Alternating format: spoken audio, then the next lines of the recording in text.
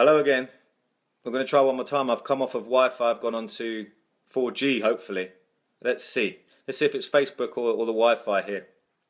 Anyway, starting again, third time lucky. Here we go. Hashtag Health, Wealth, Life, day 61. How the hell is your day going? Mine was going absolutely fine until this started to bug the life out of me. Anyway, I've got it back. We're back in the mojo, and hopefully a few of you join up again. So, Rose, thank you for joining again. Sorry about that. Technical issues. What can we do? Don't work under technical issues. Very difficult. Anyway, let's get cracking. So, I'll just start with the same question. Pop in the box below. What's the number one thing you've learned from Health, Wealth, Life so far? Tara, thanks for joining again. Had some technical issues. Hopefully they're fixed. Here we go. And if you were to focus on a 7-week body transformation, what would guarantee your success? I'm curious to know that.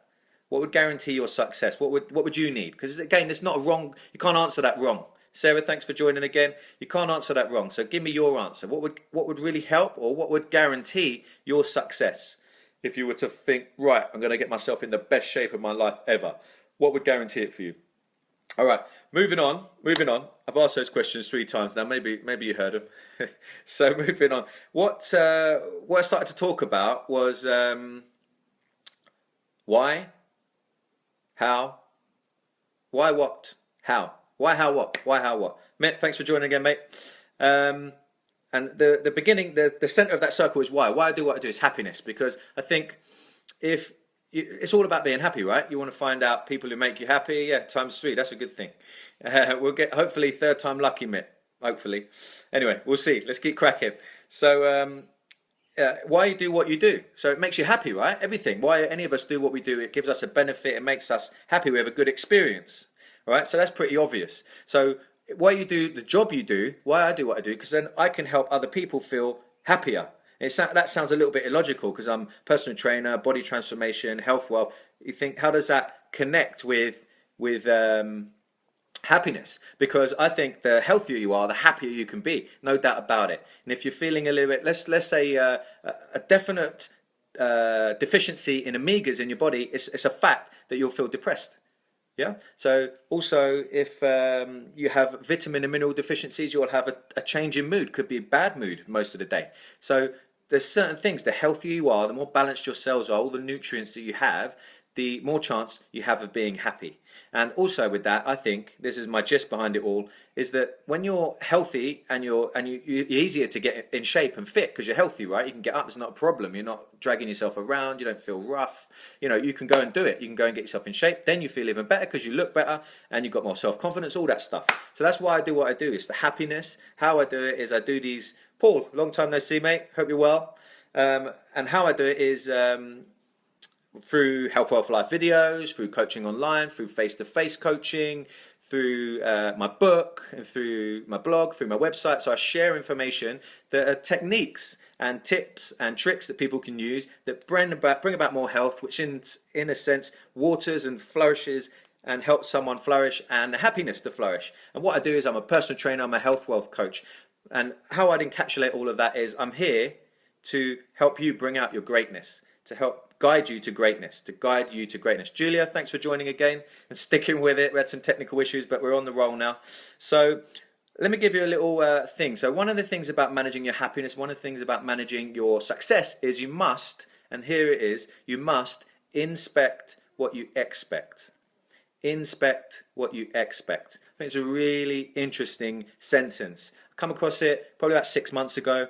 Inspect what you expect, and what that means is literally if you inspect that sentence, then you realize your expectation of something can either you could be exceeded an expectation, leaves you happy, or you've over exceeded something or expected it to provide you more of an experience, a happy experience, and it's underachieved, so you're left feeling a little bit down, a little bit cheated, maybe a little bit annoyed.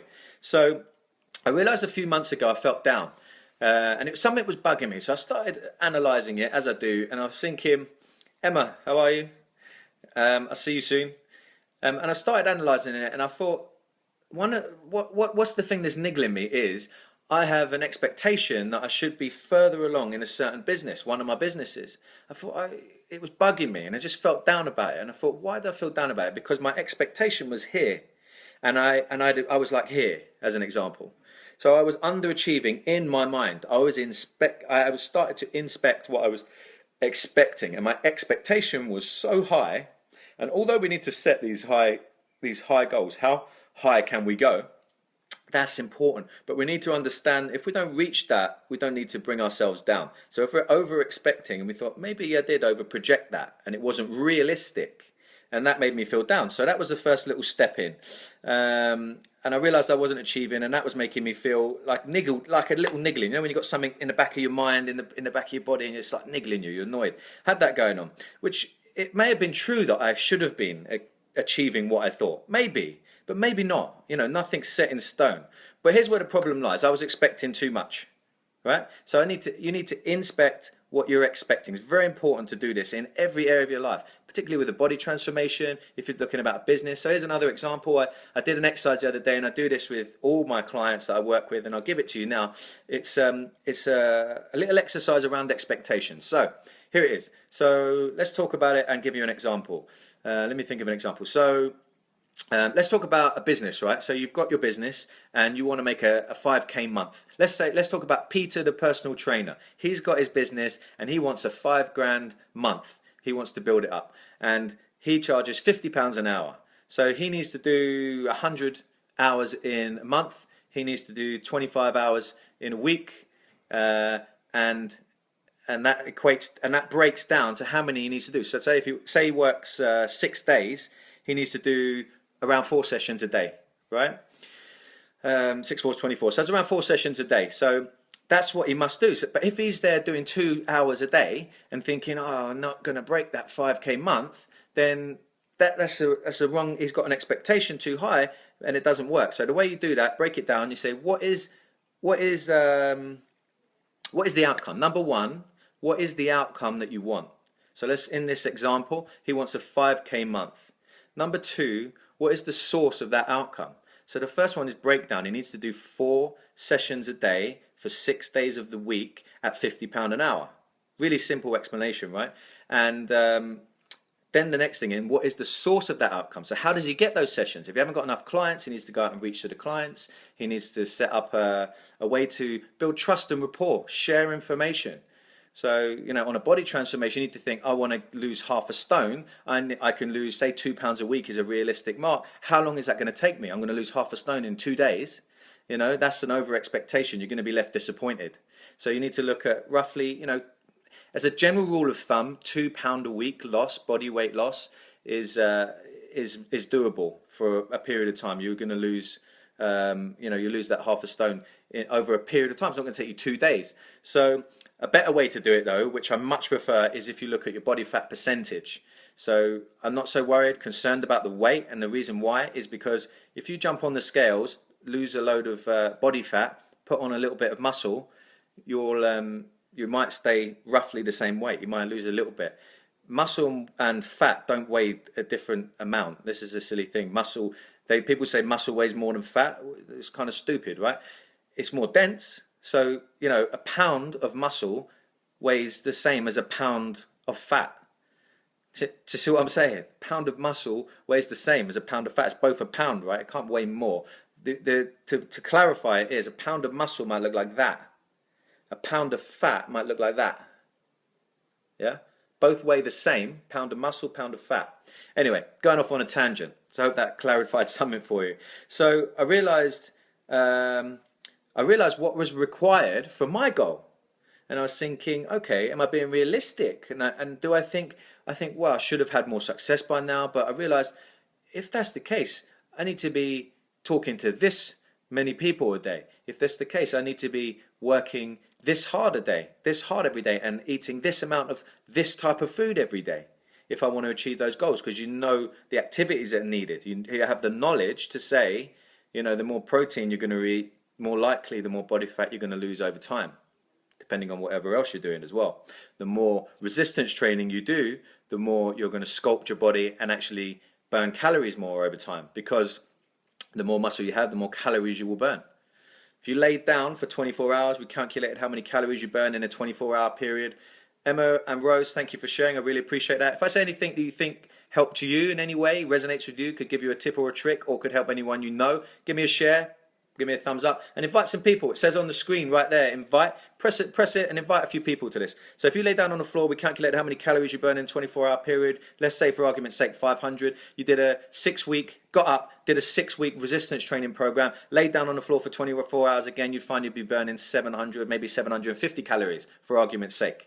So what that means is the more resistance training you do, the more likely you're going to transform your body, you're going to reduce the body fat, and you're going to look more toned and more sculpted. That's a fact. Anyway, so inspect what you expect is the point of this broadcast today. Inspect what you expect, and then use that little exercise I gave you of one, what is it that, let me get this right. What is the outcome that you desire? Number one, what is the outcome you desire? Number two, what is the source of that outcome? So if we look at Peter, the personal trainer again, he wants 5k months at £50 an hour. First is, where's the source? The source is he needs to do 4 hours a day, 6 days a week. And then what's the source of him getting up to that many sessions in a week where he needs to do X, Y, Z? And you'd set some goals around that. And then if he needs to be like, I pick up 2 of every 10 people I talk to about personal training who inquires, then I need to increase the rate of inquiries. How do I do that? Maybe I share more valid information, valuable information, get people inquiring to train with me and do business with me.